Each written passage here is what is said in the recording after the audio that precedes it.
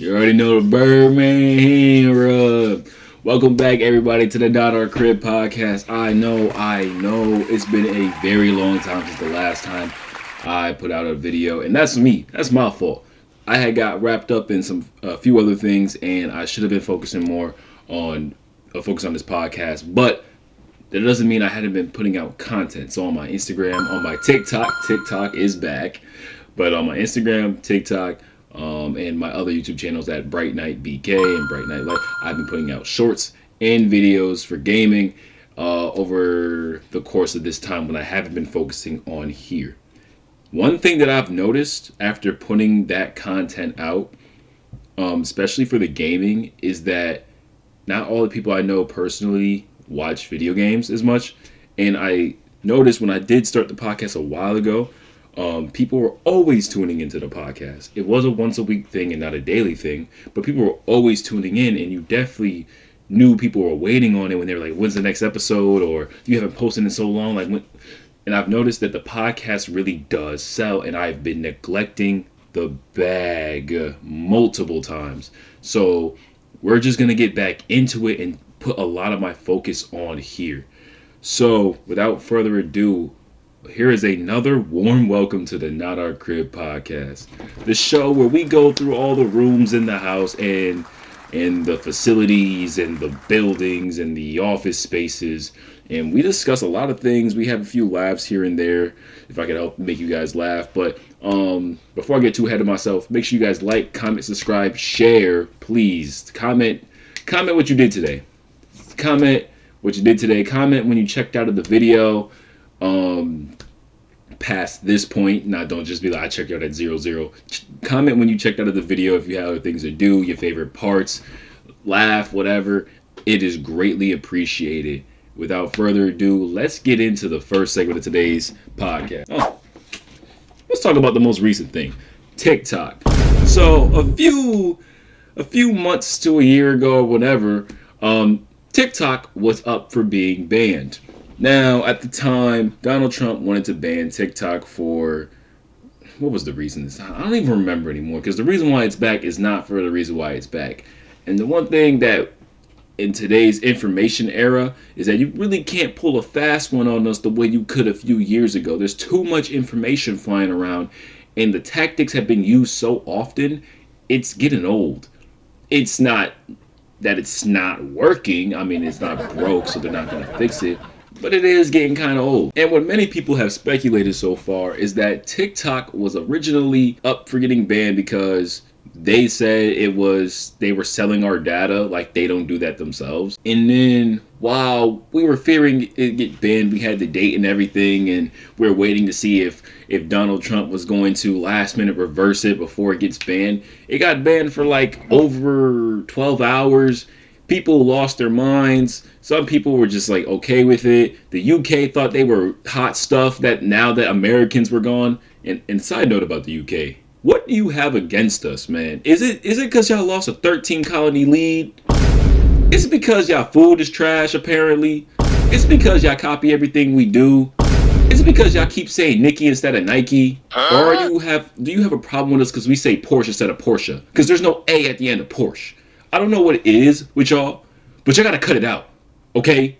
Stay over there with y'all. What do y'all got? Y'all don't got dental insurance? Y'all don't got a dentist over there? Like, stay over there with your knives and everything. Stay over there with your double-decker buses. I won't lie.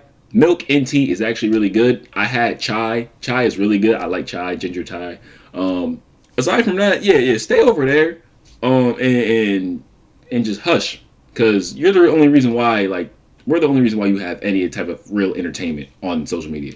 But aside from that, it was gone, and now it's back. And like when I read the prompt when I opened up my TikTok, it was like thanking Donald Trump and everything, and I'm just like, yeah, this is all a business move.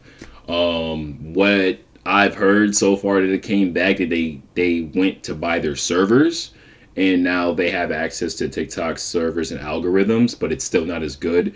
I have to go back into TikTok and try to see if my algorithm is as good as it was before when it comes to like scrolling, because I've noticed when pre-ban that when I would like watch a video about dogs and then scroll, then it'd be like a video about dancing, then scroll, then it'd be another video about dancing, then scroll, it'd be another video about dogs, then scroll, it'd be a video about dancing dogs or something like that. And that's like a very addictive algorithm to have. So I made that be my exit from TikTok before the ban because it was too addictive and I wasn't productive. So I was rarely on it. I turned off all of my notifications for TikTok and I would only get on for like a few seconds and leave if I ever got on it at all. So there's that. And then now people are saying that algorithm is not as good. So I gotta see for myself. I'm not really trying to get stuck on there because I'm not being productive and putting out content like this. But you know, these games that they're playing, is I'm not gonna say it's not gonna work, but it's not fooling anybody anymore. And anything I know about this generation, they are so fed up, bro. We do not care. We will up and leave. People have been on Red Note for a little bit, and they were like, "Yo, China's like, yo, you guys are not free as you think you are." And with that being said, we have all the ability to just up and out of here at any point, at any moment. If we just spend a little bit of money, we can just go to any country and we'll be relatively okay. I remember like a few years ago, I was thinking about just if I just said I didn't want to do nothing over here anymore, learn some Spanish, go to DR, and I saw how much I make in a year and converted it to their currency. I'm a six-figure earner. I'm ready to get gone and be treated way better. But it's really interesting in the possibilities that you have as a citizen of this country and where you could go, because so many people try to fight to get in here and immigrate over here, and over other places we could be living a little bit better or a lot better based on the things that they don't have there, like that we don't have here. Like other countries, when you own your house, you own your house. There's no property tax. You don't pay anything else. Once you pay your house off, it's yours. They have universal health care for everybody. That stuff doesn't happen here. The things that we have here don't necessarily translate to places elsewhere, and they're supposed to be the lesser countries, but have better benefits or better facilities. So that was one of the most interesting things that I've learned so far, partially because of TikTok. And whatever happens, man, may the Lord be with all of us. In Jesus' name, amen. Speaking of brain rot, let's go take a seat into the classroom here, and let's take a little bit of an English lesson, or more of like a English. What do I want to say? Lecture, I guess. So, one thing that I've noticed, and it's kind of funny, we all do not speak proper English, or we all speak in slang or in code. We all have our way of speaking that is similar to others or unique to us, and we understand each other fully. That was one of the things that no one really thinks about until I had to read something that someone had forgot to use a comma in, so the grammar wasn't bad, but it was just missing a comma, and it threw my brain off so much that I thought I didn't know how to read.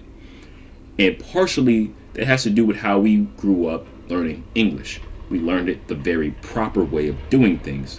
So when I have to read a sentence and it's missing the proper punctuation, it throws off a reader, despite the fact that when I speak, I may not even stop or pause to have a comma or a period.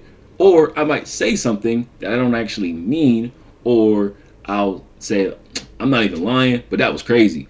What does that even mean? I don't have to lie about it not being crazy, because it was, the context shows that what just happened, what transpired, was crazy. But it's one of those little things you don't think about. And have you ever tried to read someone speaking in slang? That has to be one of the most off-putting things your brain has to endure. Like I remember playing, it was Pokemon X and Y. I was playing Pokemon Y. And there was the epilogue to the story after I beat the game, where I was a detective and I had to hunt down these kids to get some information about one of the villains. And the kids spoke as if they had no literacy taught to them ever. I could start this conversation like, yo dog, what's going on, fam? What's happening? Nah, I didn't see such and such, but you can hit my man down the street over there. Now imagine You had to read that. I can speak it and you know exactly what I'm talking about. But if you had to read that, you would struggle so bad because the English that you learned wasn't the English that you're reading because it's now in a written form that is foreign to your trained brain. That's just how I thought of it. So, speaking on gamer terms or terminology in general, I vividly remember being in middle school, growing up, that based on the environment I was in, there were certain things that were okay and not okay. Now, before anime became mainstream, it was kind of a little bit of a taboo thing for certain kids to be a part of, right? Especially with gaming. There's only certain games you were allowed to play and that were cool, and even then they weren't even as cool to other groups of people. Being Call of Duty, 2K, FIFA, Madden, those sports games, those are games were okay to play. But playing games like Destiny, playing games like Halo, playing games like Sonic, Pokemon, it's funny how times have changed so much that if I was back then to go around saying like, yo, my homie got crazy lore, or look at my bro's aura, he's just aura farming, my man just did a side quest. If I used that type of terminology, I would have got roasted out the arse for saying things like that. But now, because gaming is so popular, anime is so popular, it's like that stuff just evaporated. No one knows the pain of just having to hide that type of cool terminology to you and your friend group. Now everybody uses it, and some people don't even know the origins of which those things came from. And it really starts to make me think that if I cared less about what people thought of me in middle school, I didn't care that much, but there were certain things I just didn't want to get picked on for. I probably would have been one of the coolest people outside of the norm.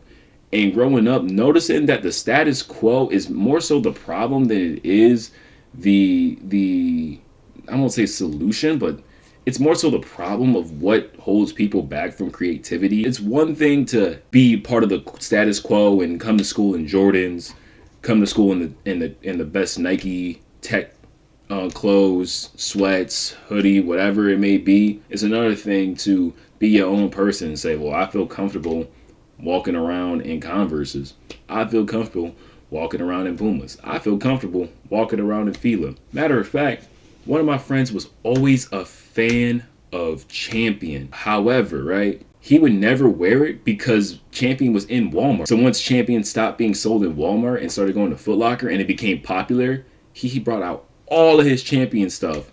And everybody was like, damn, bro, I never seen that before. Like, because he had all the, like, not vintage, but had most of the retro Champion stuff. And he would never wear it because he didn't want people to judge him for wearing things that were from Walmart because they were seen as cheap or just what I call cost effective, budgeted, and affordable. There's nothing wrong with things like that. And as I got older, I realized, man, you want to get the best deal you can.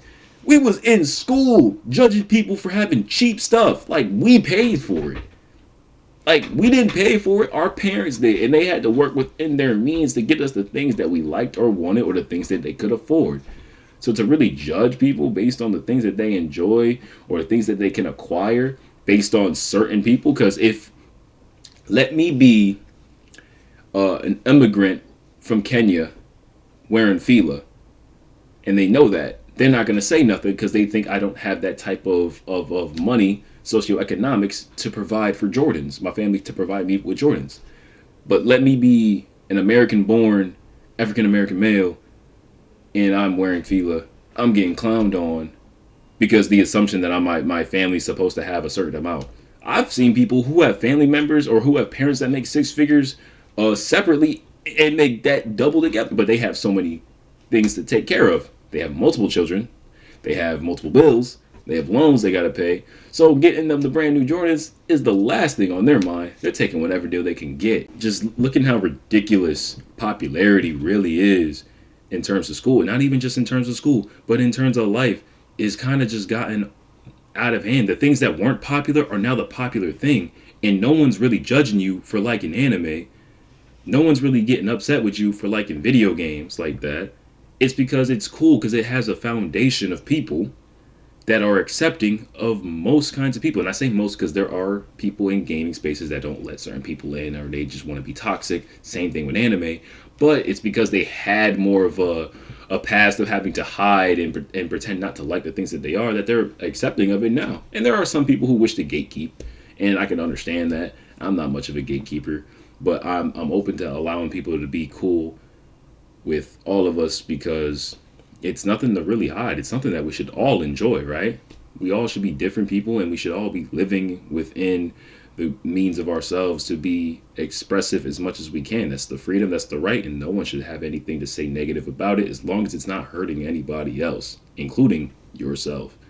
So that's the little positive message I want to leave that with. But I just always thought how crazy it was that those terms are so normalized now, that if I would have said it a while ago, I would have gotten laughed at. But it's good that we're making positive change, and that's what I see, positive change. Would you rather have people have access to your search history or have access to your thoughts? Now, me, I done had a few typos, okay, scrolling on the internet. So there's certain things that I can't even explain, that is probably so old that like I don't even want to have to try to fight and defend myself for, and I don't want the world having access to that. Okay, there's just typos. Okay, it's typos. But having people have access to my thoughts is one of the benefits and one of the detriments to choosing the opposite, because people can hear everything you think. And I have a lot of intrusive thoughts, and so like that might bar me from having a lot of friends, keeping good relationships, might maybe get me arrested. I don't know. Like the amount of times I stand next to somebody and I'm just like, damn, I really want to punch him right now. What? And for no reason too. I don't get it. I don't understand why. I feel like I'm not a violent person. I don't get it. Why do I want to put my hands on somebody? I don't understand. But it just triggers me to want to just be like, yo, punch him right now. Or like random memes that pop in my head. That's like peanut butter jelly the long way. Peanut butter jelly the long way. Those things pop into my head. Like random memes will be just flowing. Certain X-rated things should not be flowing in my head, but I'm a guy, so it just happens naturally. That's why your shoes raggedy. That's why your mama dead. Dead as hell. What shoes she got on? Shout out if you know that beat, bro. The benefit of having people know my thoughts is that I don't have to tell you that I don't like you, or I don't have to say nothing. You just know my order, and you know what I mean. At that point, you can't misunderstand me because you're in my head. You know exactly what I mean. So when I come up and I go and order my food, you know how I want it done. And I expect to have it done the right way. And then since it's already, intrusive thoughts, you already gonna get a vision of what's gonna happen. I said I wanted cheddar cheese on my fries. And you forgot to do that. But it's okay, because I came with my own Swiss cheese. He tried it. As hell. Forget all that. Anyway, that's probably what would get me arrested. That would probably get me arrested. Whatever, bro. The workforce. We all love it, don't we? So far, I've gotten to the point in life, and I'm only 23 at the time of this recording, that I done worked in a few different jobs, and I've grown so tired of not working, but working with people. I've never had an issue working with people. The issue is working with people. I have never, in my 23 years of experience, had to survive. And I say survive, mentally have to endure and survive some of the most degenerate types of people, the most annoying types of people. Let's see. The most entitled types of people. The most, let's see. Deceptive types of people. In the workplace alone, I've worked, let's see, 1, 2, I've probably worked in about three, four, no, four, five different work environments. Five, six, I think six work environments, depending on how long I've been there. And I would say the most recent one that I had previously worked at has been hands down the absolute worst. And let me tell you. So, of course, I can't say the name of this company. But what I can say is that they happen to work with utilities. And I was taking this job because around this time, I needed a job. And I had applied to so many different jobs while waiting on the job that I am currently working now that I wasn't getting anything back. And I was wondering why, like, what's going on? Why can't I, like, some of these jobs are just entry level jobs. Like, well, I have experience working in these fields. How come I can't get in here? And partially it's because some companies are only putting out jobs just to have the numbers of people applying, but realistically, they don't. They don't really need people. They're just, well, that's a topic for another time. But so I finally get this job working for utility. And I was surprised. The thing that wanted me to get this job was I was gonna have no micromanaging, which I needed from the last job I worked, and I was gonna have a work truck. That's what sold me right here. The work truck. I want a truck? Come on now. So I can have a work truck and no one's gonna bother me and I do my job all day. I get to be outside during the summer. This sounds amazing, right? It's way too good to be true. I didn't even know how much I was gonna get paid. I just knew I got a work truck until I got into class. So we had to take a class before we started. And in our training class, it was about 2 weeks. 2 weeks, I met a lot of really good people. We're learning about the process of the job. It's the skills from this job can be transferred anywhere. And I'm just like, wow, I really might become a blue collar worker in my lifetime. My father is not a blue collar worker at all. He will pay someone to do something for him, right? That's just how he roll. He don't get his hands dirty. So when I was working this, I'm like, yo, I really felt like a man doing this job. Because we were getting compensated very, very well. We were working a little bit longer than normal, but it was fun. After all the training, and we were let to do our own things. The job was just smooth. Now, part of this job was production. So we had to produce on our own when we were out in the field, which made sense. One of the first red flags I learned from this job was the high turnover rate. And at the time, I figured this job is extremely easy. How are people just getting turned over and over again?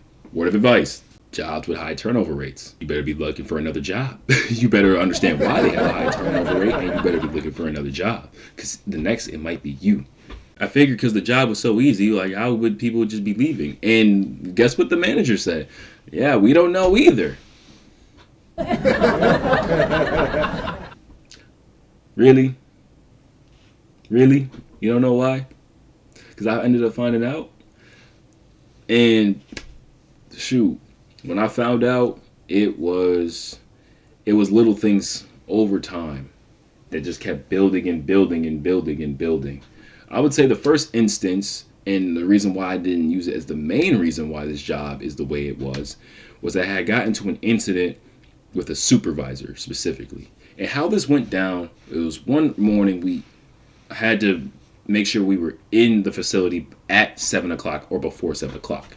So around the time that we are walking into the door, all the supervisors are outside waiting for us to walk in, and they're telling us, hey guys, hurry up, hurry up. And it's only like 3 minutes till 7. So one supervisor, he goes, hey, if you guys start showing up late, we're going to start locking you guys out again. So I make a joke because he started laughing at himself. I made the joke. I said, oh, it's fine. We'll just chill out here.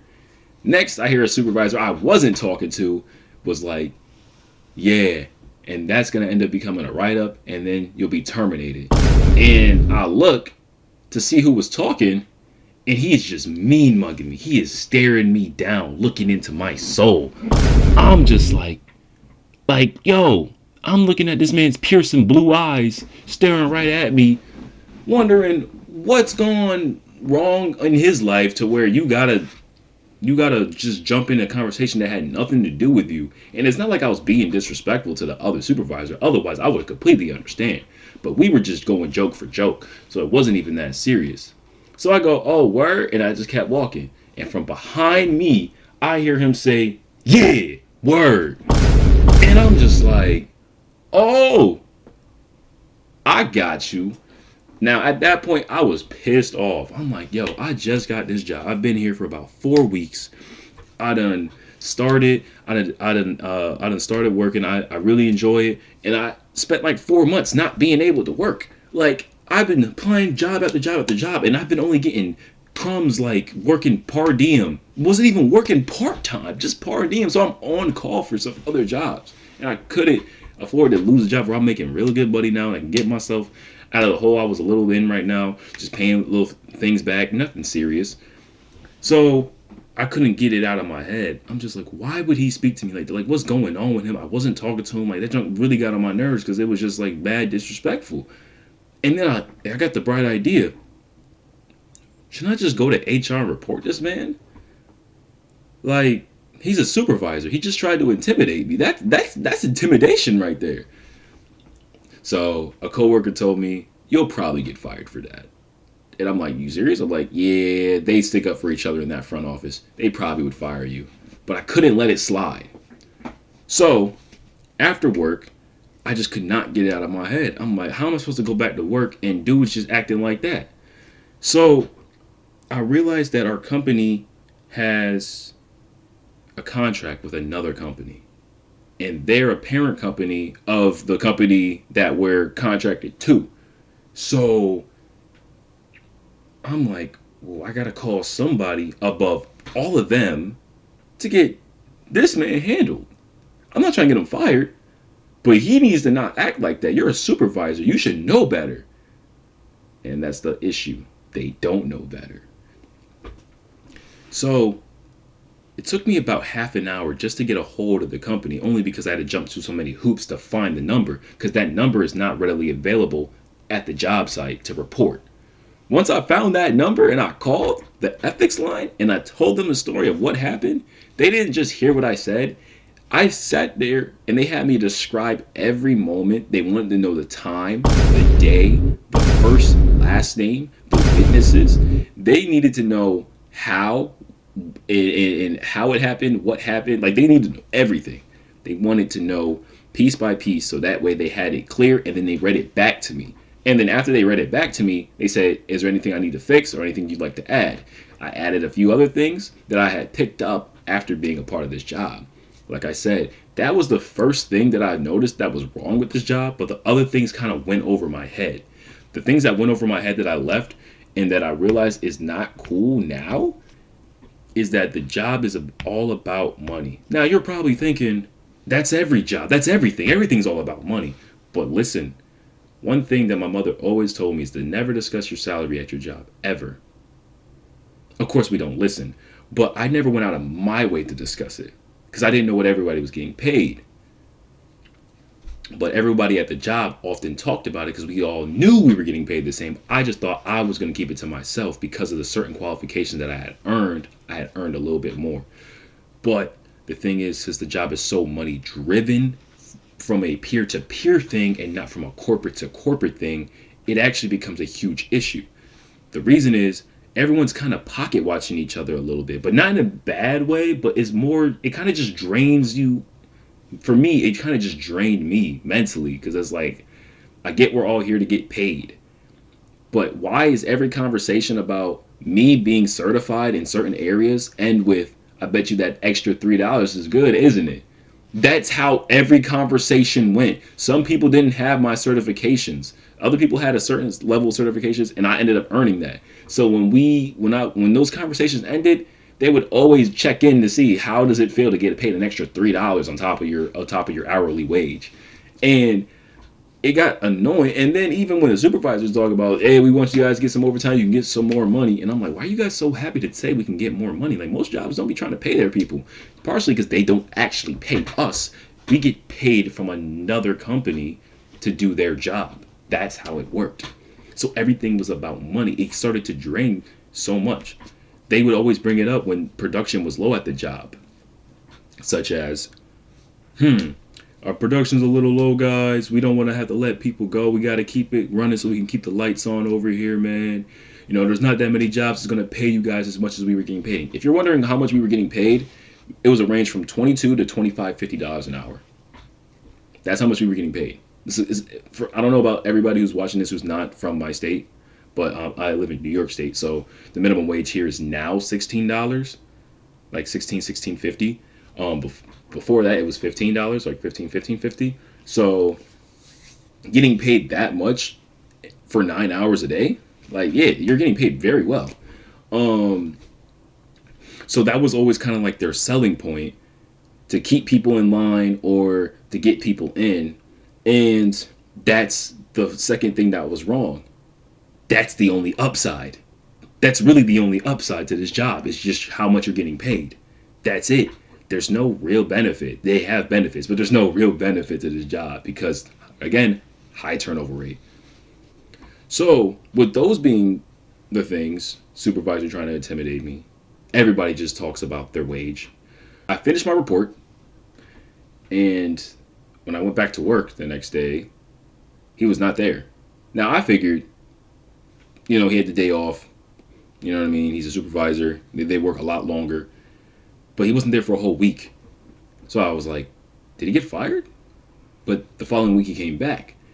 And at the time, I was like, did my report actually get this man suspended or not? Or what happened? But when he came back, another supervisor had said, how was your vacation? How was your vacation? He's like, oh yeah, it was really good. I went to such and such place. I come to find out, I actually got him suspended. Like, he was suspended for a whole week. And somebody who was a vet there had told me, he said, like, yeah, normally if you would have told our project manager, he would have just shoot it off and said, oh, I'll talk to you later, and then you probably would have got fired. But since it came from above his head and they came down to him, he had to do something about it, and him getting suspended. That man's attitude changed. He wasn't perfect, but he seemed to have a little more patience, and he stopped yelling as much. Oh yeah, by the way, let's not forget about that. Strike number, there's more than 3 strikes on here, but number 3, hostile work environment. One of the worst things to ever come in any job place is a hostile work environment when you don't want to be there. And I didn't really notice it until one day I walk into the front office to grab my tablet for work, and all I hear is yelling in the front office. And at first I wasn't sure if it was real or not because somebody kept laughing, so I figured it wasn't that bad. But when I started to look back on it and hear when people would say, like, other workers, like, yeah, I just got yelled at by such and such, I thought they were just saying, because people say, oh, I got yelled at, blah blah blah, and they don't really get yelled at. They just get told, like, you can't do this, or this is where you messed up at. No, they were getting yelled at. They were getting cursed out. Like, this wasn't funny. They always said something slick or on the low, or they always just had their way of doing things that was just hostile, and it wasn't fun. And when I talked to my team lead about it, I was like, yeah, I hear how you guys talk to each other. Like, that's how they talk to each other. I don't let that bother me. I said, I get you don't let that bother you, but what person wants to come to work every day knowing that somebody's going to yell at somebody and you just got to sit there and listen? That's not good on anyone's mental. No matter how far away you are from it, it gets annoying. And that's what makes a hostile work environment. So we have a hostile work environment. Everything's about money. And supervisors are on whatever, on a high horse. That's the word. They're on a high horse. How much worse can this place be? Sometimes there are tools that we need are not available. The idea of production, because there's heavy pressure on producing, they consistently lied about numbers, that certain things that need to be done, or they would up numbers, like the expectation is 25 a day, 25 installs. Let's call it this. I'm sorry, I have to say the words. I didn't want to have to allude to the job, bro, because there's just so much wrong with this place. But 25 installs a day. So 25, but then it was like, no, 32, you can do 32, 4 installs in an hour. It only takes about such and such time. And it's like, yeah, that makes sense. But you got to account for walking distance, parking, customer interaction. Then you also got to come with the problems that comes with doing the install, because not every box will be the same. Not everyone's going to be able to do 32 and not going to be able to do it safely, because we're a utility. That means gas and electric. That's what the utility is for. That's what I've been trying to hide from all the time, because people who know, they know. But it's gas and electric. That's dangerous. You have to do this properly, or people can get seriously hurt. So This explains the high turnover rate. Because of the amount of pressure the company has to produce, they will fire you in a second and they'll train new people. They'll threaten to fire you. They'll utilize the fact that you make a lot of money here against you. They'll make the hostile work environment. Sometimes they'll just straight up make a reason to get rid of you for some reason. They even thought about getting rid of me early on because in training I was perceived as being slow. Well, yeah, I'm gonna be slow when I'm messing with electricity. Like, who would have thought? Who would have thought I wouldn't be so willing to risk my life to just go in, do something, not know something was there? There was even times where I didn't mess up, but they gaslit me into believing that I messed up something. So we had this thing called an arc flash. What that is, essentially, is an explosion. That's basically what it is. But it's nothing. It can be extremely dangerous. Let's not forget. It can be extremely dangerous. But it can also, it's always a problem, but it can also just be a little pop. And that's it. There's a huge range to it depending on what happened. Now, the first time I'm training somebody and we get to a box that has traces of detached metal in an electric box.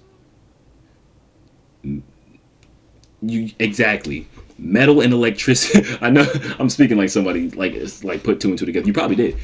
Metal and electricity, you know what happens when they come into contact. So when you have detached pieces of it in a box that is energized, what do you think is going to happen if something doesn't go all the way? And this wasn't because the company that I was working for. It was because the company we're doing the work for having careless installers prior to us. So with those pieces of metal being left in there, what do you think happened when one of them fell over? It caused a flash. And you immediately have to call it in. So we called it in. We did a report. I was fine. Nothing really happened. And when the flash happened, it was just like boom. And someone really asked me, "What did you do? Like, what did you want me to do? I can't. It's electricity. Electricity moves at over 186,000 miles per hour. The moment it happens, you're dead. You're dead. You don't even realize you're dead. The first thing I did when it happened was I looked immediately at my chest. I looked straight down to make sure I didn't have a lightning bolt shot through my chest or anything. Apparently, my lead comes to me. He's like, yeah, you shouldn't have opened the box. There were traces of the box wasn't, the underground tension. The box was not fitted properly. You shouldn't have opened it. And normally he would be right? But the box was installed onto a brick wall. A brick wall means that it's not always going to be installed properly. And with underground tension being the thing that if it's an underground service, it will pull on the box because the ground will settle and the wires that come from underground, it will do that. But the box is set up on a brick wall.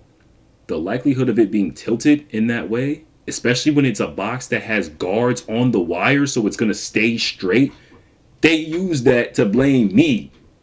Any little thing to absolve themselves from blame and save themselves. That's exactly what they did. And so the second time that it happened, I didn't even touch anything in the box. The box was already crooked. I went, opened it, documented that the box needed to be fixed because that's part of our job. We have to do that. We have to document when things are not put properly or correctly so that way we have the repair team come and fix it whenever they can. Once I closed the box and walked away, it sparked. Now, when it sparked, it's because of the underground tension that was already there when I walked up. And so I had to call it in, and they blamed me for it, saying that you should have never even touched it. Well, I said I had to report it because not only is this box sparking on its own because of the area it's in, mind you, it was all the way out on the countryside. So the mountain or the hilly area is part of the reason why it's pulling so bad. It's next to a gas, like it's next to a gas source. So at any point, if it gets out of hand, it's going to cause an explosion and bye-bye that person. But of course they don't care because since I put my hands on it, now we're responsible for the person who's contracting us to do it. If I would have never touched it, it would have never been a problem. But they gaslit me into thinking that I did something wrong. And you know what they did? They put me back into remedial training.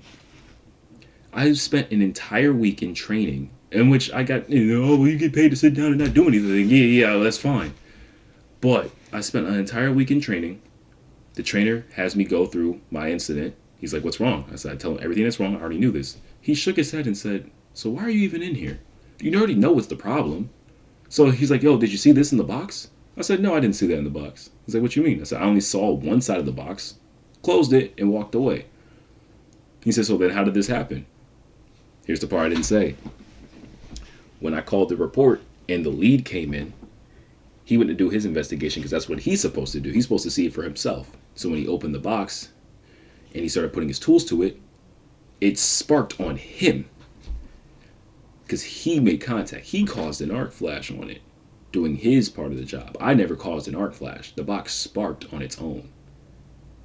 So when I told that to the trainer, he was just so disappointed because I know he knew that they had told him opposite information to what really happened and blaming it on me because the report even said the wire was burnt, and the wire wasn't burnt when I opened the box. The wire was burnt when he arc flashed, but they blamed it on me. Tried to make it seem like I had 2 arc flashes in a week, and I was like, no, let's not get that wrong. I had 2 arc flashes in total. One was a week apart, ironically, but this first one wasn't my fault, even though y'all make it seem like it. And the second one wasn't. You need to get your facts straight. And I told my lead, I said, you were there for one of them. So you should know. You writ the report down. You should know it wasn't 2 in 1 week. And try to put that on me. But because his boss is right there, or his supervisor, or his supervisor boss is right there, he gonna try to take their side or try to use their terms or what they said. Absolutely not. And so one of the last things that happened was how I was supposed to be certified in gas, right? They never signed me off, which was supposed to be my lead's thing. He was supposed to sign me off, but he never did because he was being lazy.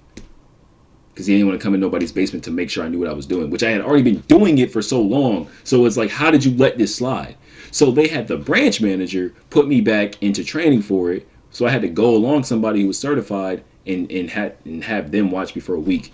And I was like, bro, I know what I'm doing. So why are you doing this to me when I had already? And they told me, like, you got to do it. And I'm like, bro, you're going to have me sit and ride along somebody for a whole week to do something I had already been doing. Not to mention, they had me drive all the way back to work just to get picked up and dropped all the way back off to where I was already at, because the dude they were leaving me with was a street over, but I couldn't drive over there because of the rules.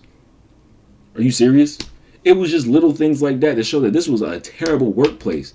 Every other week somebody's gone. We're always outside. Then they often try to blame us for little things, like saying that, yo, you guys need to flush the toilet. You guys keep leaving the toilet not flushing or whatever. Or we're going to have to start keeping somebody in the bathroom to watch you. And I called them out. I said, how, if everybody in this facility that has a truck is gone for 8 hours of the day, we're only in here for 1 hour in the morning to talk, and then we leave. And we have a meeting every morning before we leave. We're only in there to wake up, come there, stretch, grab our stuff, and go. How is it that every other week you guys are finding someone leaving poop in the toilet and saying it's our fault? We're not even here for 8 hours of the day. You're here for 8 hours of the day. That's your bathroom. So if you want to know who's doing it, it's y'all. But blaming us? What are y'all on? It's things like that that really got on my nerves at this job. And I was like, this is one of the worst this is the worst workplace I've ever had to endure in my entire life. So the main reason why I left was because the job that I had already applied for prior, 7 months before this, finally got back to me. And I was thinking I might or I might not leave. But after a few things transpired at that job, or what hadn't had transpired at that job, I had finally got what I finally got my prayers answered, and I decided it was time to go. And while I was still in training for gas or whatever, they told me, oh, they kept telling like the person who was training me, he's like, oh yeah, make sure he's not on his phone. And mind you, I had been working this job for about 5 months. So I had already been on my own for 4 of those months. I didn't have nobody telling me anything because I've been by myself, producing very well. So telling them to like, oh, make sure he's not on his phone like I'm some sort of kid, like I don't know what the hell I'm doing. I know what I'm doing. I've been doing this for a minute. Talking down on my name, like I'm not helping y'all out, because I'm really helping y'all. I'm just getting paid. I have skills that I could take anywhere else now, thanks to you. But you need me, and you need people like me, and you need people to not know this type of things y'all got going on more than I need y'all. And that's how a lot of people should be when it comes to work. And that's what a lot of people nowadays are like because of companies and personalities such as them not knowing how to act. Now, to be fair, there are people who are trash at their job or just don't want to work and get as much as they can with doing the least amount of work. I know some of them personally, but we're not talking about them. And so after I heard that and seeing how they were doing things, and I got fed up with them, and I knew I was starting my next job in the next week, I just straight up texted them the next day, started a new week. I said, you know what? I quit. I didn't go in. I didn't give no 1 week notice. I didn't give no 2 week notice. I walked in and I said I quit. I didn't even walk in. Why did I say that? I didn't even walk in. I texted them saying that I quit. Because the plan was to walk in and say I quit. Like at the end of the day. But I got so fed up, it was over. And then I got a message saying, well, you do have to return all your equipment and stuff. I said, oh no, that's all in the truck. All my equipment's in the truck. I knew I was going to quit. My tablet was in there. My tools were in there. My clothes were in there. My work clothes were in there. All that stuff was in the truck. And you know what? I've been good ever since. Well, you can even look up like the company's name on Indeed or LinkedIn, and they have terrible reviews. They have terrible. And so it's not just me. It's across the board. Matter of fact, I'm going to look it up for y'all. Let's see. Let's read this first one. It's 1-star review. You do not deserve this. It is a customer service representative, former employee. So they weren't even working in the field. They were a rep.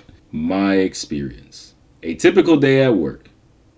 Answer a lot of calls because there's not enough reps for call volume. Tell the supervisors of the problems that will never get handled. Be thrown on the new programs without any training whatsoever. Get no help when the call volume is too high.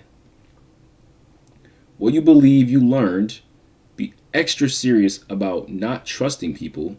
Document everything. I just said I had a document earlier of something, but I think I deleted it. I do have other videos, but for today, I'm not going to show those.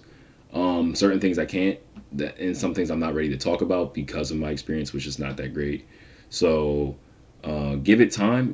We'll come back to this topic. Management needs to learn to respond more appropriately to complaints. We'll say, this may not be the job for you, instead of having a conversation should not be trusted. That's crazy to say that. Workplace culture. Keep the employees quiet. Don't complain. Nothing will change. The hardest part of the job, having to work even though you're burnt out. The most enjoyable part of the job, logging off every day. We got another one. And mind you, these are in January of this year of 2025. These are recent ones. And I left in 2024 at like November of 2024. So another 1-star review. Awful workplace. Like everyone else said, they will let you go after telling you you've been doing a great job. Didn't I tell you high turnover rate? Mind you, this person worked in the field. You just walk in one day, they say they're about to have a meeting, then you get fired. And then make sure they do it within a probationary period. Yeah. I mean, when I left, I said I quit. And then for the insurance that I had there, they said I was terminated, which I wasn't terminated. I quit, and I actually have proof to prove that I quit. I didn't, whatever, but okay. We got a 2-star review here. Another field person. Be ready for boot camp style mornings. Oh, yeah. Oh, wait. And this is also in my city. Mind you, the first 2 I read were not in my city. One was in Kirkwood, New York. And the other one was in PA. Wait, was it? Yeah, this one's in PA. Medina, PA. This one is in my city. This one's in Rochester. So, well, I feel like after I read this, I might know who this might be, which will be hilarious. Okay, so they left December before the New Year, so they left after Christmas. Begin your workday promptly at 7 a.m. Like I said, 7 a.m. If you're even a moment late, you'll find the company doors locked tight. Didn't I just say that? Employees gather inside for a pre-shift meeting where management delivers a series of lectures. The primary focus, safety protocols, and impressing upon you the importance of meeting performance metrics day in and day out. Once you're assigned a truck, if there is one available, which again, resources low, you'll be under constant scrutiny from your team leader, who relentlessly tracks your numbers, routes, and location throughout the day. If you can endure this level of micromanagement, this workplace may be suited for you. Now look, I said in the beginning that I was told no micromanaging and I get a truck. Micromanaging was a lie. The truck was the truth. That was a terrible trickle-down effect that I also failed to mention, and I'm glad we're still doing this one, is that the company that we're contracted under has an expectation of meters that we need to reach, right? The company that we work for has to meet that, so they put pressure on the branch managers, that put pressure on the project manager, that put pressure on the supervisors, that put pressure on the leads, that put pressure on us. So my uncle said that's called shit rolling down the hill. And exactly what it was. Insane. With that being said, man, thank you guys so much for listening. I really wanted to extend this last part of the segment to just talk about my experience there, which would have been the beginning of it. But I just felt like I needed to rant about it and just kind of get it off my chest. I know I've ranted about it to a few friends here and there, but I figured why not put it out there for content as well. And just let it be known for a lot of young people, a lot of people even older, do not allow yourself to be bound to a job that does not suit you or does not serve you and what it needs to do and is mentally taxing on you, because that can definitely severely hurt you in the long run. And I want to say that because the reason why I was able to just leave jobs, and I didn't just leave every job, I didn't just be like I quit and walked out. No, I never did that really. But the reason why I could be at a job not like it for X, Y, and Z is because, one, I know where I want to be in life, partially here doing content. So again, thank you guys for watching. Two, it's not the type of stress I want to be under. And three, I don't know who some of these people be talking to like I need to be here. I don't want to have you be handicapped, because I wasn't handicapped financially by being stuck on this job. So being able to have a backup plan or a backbone or people to rely on when I leave these places is part of the reason why I just don't ever feel stuck. Why I could not have to be in the mindset like, damn, I gotta pay for this car, I gotta pay for this car, I gotta pay for this car, I gotta stay at the job, I hate this job, I gotta stay here and pay for this car, because I got a car that's used, so it's paid off. I don't gotta pay for anything else but gas and to fix it. I don't pay any rent, thank God. Love you, Mom. So I don't gotta worry about how I'm gonna pay for my bills. I pay the things I need to pay off, and I save what I need to save. Now I'm working in a position where I have more of a secure job, a job that's beneficial, a job that's actually going to get me other places in life if I so choose to go that route. And also do things like this being my hobby, this wanting to be my career. And I really appreciate if you guys can help me get to that point. And I pray to God that He helps you get to where you need to be in life. So with that being said, again, thank you guys. If you made it this far in the video, say I made it this far in the comment section. Make sure you like, comment, subscribe, share. We can only do so much together, and I hope we can do it well. And with that being said, thank you for listening to the Not Our Crib podcast. I am your host, Bright Knight, signing out for the one time. Peace.